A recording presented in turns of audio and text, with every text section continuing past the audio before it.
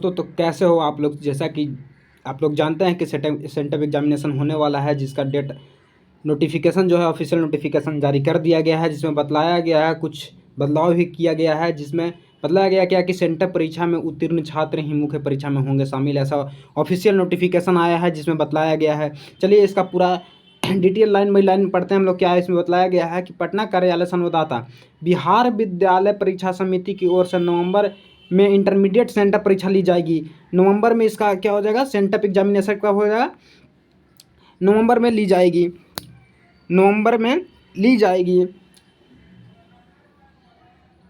इसकी मान्यता प्राप्त +2 विद्यालयों में तैयारी शुरू हो चुकी है। परीक्षा 11 नवंबर से शुरू होगी। समिति ने परीक्षा शुरू होने की तिथि की सूचना जारी कर दी है। बोर्ड की ओर से विषयवार सैद्धांतिक और प्रायोगिक परीक्षा की तिथि जल्द ही जानकारी दी जाएगी। मतलब जो प्रैक्टिकल की कॉपी जो जमा करना होता है वहाँ पे, उसका भी डेट जल्द ही जारी कर दिया जाएगा। इसमें बोला गया है क्या कि परीक्षा में 75% उपस्थिति वाले विद्यार्थी ही शामिल होंगे।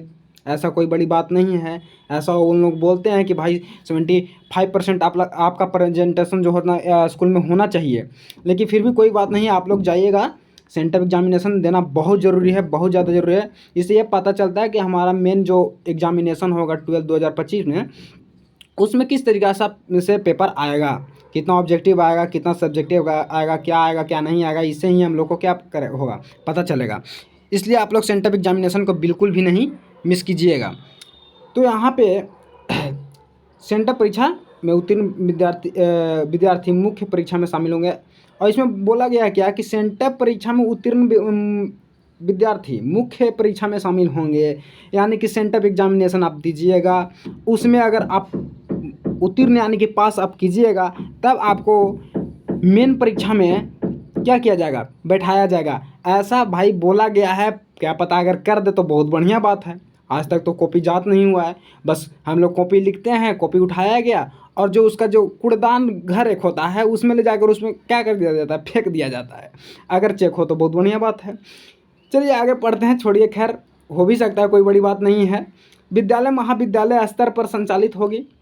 सभी डीईओ को 30 अक्टूबर से 4 नवंबर तक प्रश्न पत्र उपलब्ध कराया जाएगा। समिति ने सभी जिला शिक्षा पदाधिकारी को इस संबंध में पत्र लिखा है कि बोर्ड लिखा है।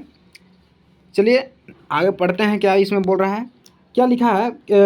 समिति ने जिला शिक्षा पदाधिकारी को इस संबंध में पत्र लिखा है कि बोर्ड ने कहा है कि जांच परीक्षा आयोजन के लिए गोपनीय एजेंसी की ओर से सभी डीईओ को 30 से 4 नवंबर तक प्रश्न पत्र उपलब्ध करा दिया जाएगा। डीईओ एजेंसी के प्रतिनिधि प्रश्न पत्र प्राप्त कर उन्हें रसीद देंगे और उसे सुरक्षित रखेंगे। क्या देंगे, रसीद देंगे और उन्हें क्या करेंगे, सुरक्षित रखेंगे। रसीद देंगे और उन्हें सुरक्षित रखेंगे। इसमें बोला गया है कि वहीं बोर्ड ने सभी डीईओ को विद्यालय महाविद्यालय को प्रधान को 9 नवंबर से प्रश्न पत्र का उपलब्ध कराने के निर्देश दिया है। बोर्ड ने कहा है कि किसी भी परिस्थिति में परीक्षा प्रारंभ होने से पहले प्रश्न पत्र लीक ना हो, इसकी जिम्मेवारी शिक्षा संस्थान की प्रधान की होगी। भाई इस तरीक़ा से बोला गया है कि परीक्षा जो पत्र है आपको 9 नवंबर तक दे दिया जाएगा, उपलब्ध करवा दिया जाएगा, और वो प्रश्न पत्र किसी भी हाल में लीक नहीं होना चाहिए। इस प्रकार से हमारा जो है ऑफिशियल नोटिफिकेशन आ गया है।